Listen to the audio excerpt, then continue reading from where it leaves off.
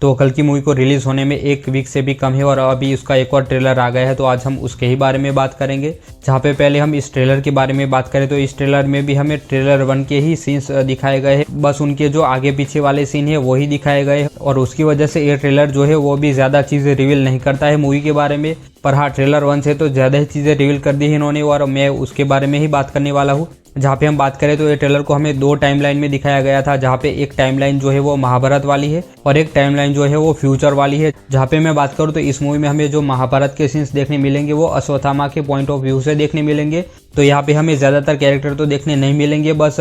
हमें 2-4 कैरेक्टर की उम्मीद तो है कि 2-4 कैरेक्टर के तो कैमियो हो सकते हैं। जहाँ पे मुझे लगता है कि हमें बस अश्वत्थामा से रिलेटेड ही कैरेक्टर देखने मिलेंगे, जो कि बहुत ही कम पोर्शन होगा। मेरा मानना यह है कि 5 या फिर ज़्यादा से ज़्यादा 10 मिनट का ही पोर्शन होगा वो महाभारत वाला। जहाँ पे हम बात करें तो अश्वत्थामा को महाभारत की लड़ाई के टाइम का दिखाया गया है, जहाँ पे वो लड़ रहा है और वहाँ पे हमें एक प्रेग्नेंट औरत दिखाई जाती है जो कि अभिमन्यु की पत्नी उत्तरा होगी, ऐसा लग रहा है सबको। जो कि पहले से सबको पता ही है कि अश्वत्थामा जो है वो ब्रह्मास्त्र का प्रयोग करेगा उत्तरा के गर्भ को मारने के लिए, जिसकी वजह से कि पांडवों का जो है वो सारा कुल जो है वो समाप्त हो जाए। और हमें ट्रेलर में आगे वो सीन दिखा भी दिया गया है और ये पाप करने के बाद ही अश्वत्थामा को भगवान कृष्ण अनंत समय तक भटकने का श्राप देंगे। और मूवी में ये भी दिखाया जा सकता है कि भगवान कृष्ण अश्वत्थामा को बोले कि जब एक टाइम आएगा तब उनको उनके पापों का प्रायश्चित करने का, और वो होगा कि वो सुमति के गर्भ की रक्षा करे और ऐसे वो अपने पापों का प्रायश्चित करेंगे। और यहाँ पे हमें शायद अश्वत्थामा हाथी भी देखने मिलता है, जहाँ पे हम उस सीन को देखें तो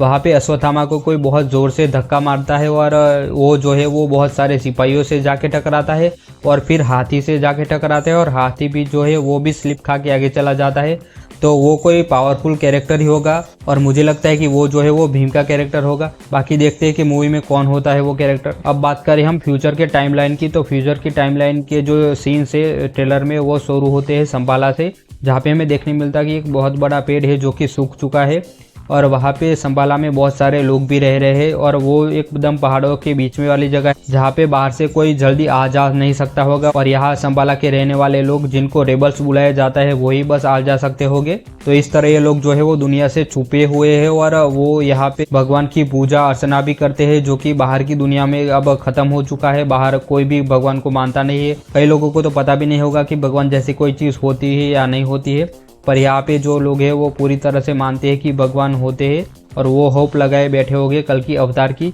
और यहाँ पे हम आगे बात करें तो आगे के सीन्स में हमें भैरवा और अश्वत्थामा की फाइट दिखाई जाती है, जो कि बहुत ही कम दिखाई गई है। और ये फाइट देख के हम बोल सकते हैं कि भैरवा जो है वो अश्वत्थामा को पूरी टक्कर देगा, भले ही वो हार जाए एंड में, पर टक्कर वो पूरी देगा। इसकी वजह से शायद अश्वत्थामा को अंदेशा लग जाए कि भैरवा में कोई ना कोई शक्ति ज़रूर है और ज़रूर भैरवा को कोई ना कोई ऐसी शक्ति है जो पूरा सपोर्ट कर रही है और इसी की वजह से वो जो है वो इतनी देर टिक पा रहा है अश्वत्थामा के आगे, जो कि एक इमोर्टल है और उनके पास बहुत सारी शक्तियाँ है और वो साक्षात जो है वो भगवान शिव के वरदान है। और यहाँ पे मैं बोलना चाहूँगा मूवी में 600 करोड़ लगे हैं, पर इसके फाइट सीक्वेंस जो है वो टिपिकल साउथ इंडियन वाले ही है, क्योंकि एक मुक्का मारने से लोग हवा में उड़ रहे हैं, गुलाटियाँ खा रहे हैं, वो बहुत ही ज़्यादा फेक लगता है। और मुझे लगता है कि इस पे अच्छे से वर्क होना चाहिए था, पर वैसा वर्क हुआ नहीं, तो ये एक माइनस पॉइंट है इस मूवी का,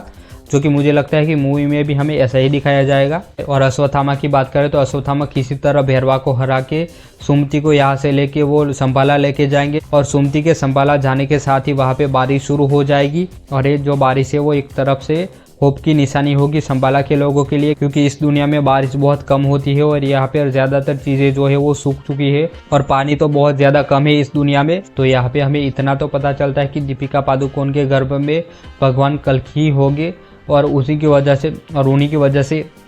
वजह से एक के बाद एक चमत्कार हो रहे हैं। और अश्वत्थामा जो है वो भी कोई ऐसा बंदा नहीं है जो कि धोखा खा जाए और किसी और की रक्षा करने लगे या और वो किसी और को कल की समझ ले। तो मुझे लगता है कि दीपिका पादुकोण सुमति का ही रोल कर रही है और उनके गर्भ में ही कल की भगवान होंगे। और यहाँ पे हम बात करें तो आगे के सीन्स में हमें कॉम्प्लेक्स दिखाया जाता है, जहाँ पे हमें सुप्रीम यास्किन के कुछ नए लुक देखने मिलते हैं, जो कि कमल हसन प्ले कर रहे हैं और वो जो है वो किसी भिक्षुक की तरह लग रहे हैं, जिनकी बॉडी जो है वो बहुत ज़्यादा वीक है और उनकी बस हड्डियाँ ही बची है ज़्यादातर, और उनके माथे पे कोई निशान भी है जो कि शायद किसी चोट की वजह से लगा है या फिर इसलिए है क्योंकि उनकी बॉडी में जो है वो कली है और उनकी बॉडी जो है वो इतनी ज़्यादा पावर हैंडल नहीं कर पा रही है और इसी की वजह से वो जो है वो क्लोनिंग करने में लगे हैं। और यही क्लोनिंग के प्रोजेक्ट को इन्होंने नाम दिया है प्रोजेक्ट के। और यहाँ पे सुप्रीम मैस्किन जो है वो ऐसी बॉडी बनाना चाहता होगा जो कि बहुत ही ज़्यादा ताकतवर हो, जिसकी वजह से कली जो है वो उसकी बॉडी में रह पाए और वो बॉडी जो है वो ज़्यादा देर तक कली को अपने अंदर रख पाए।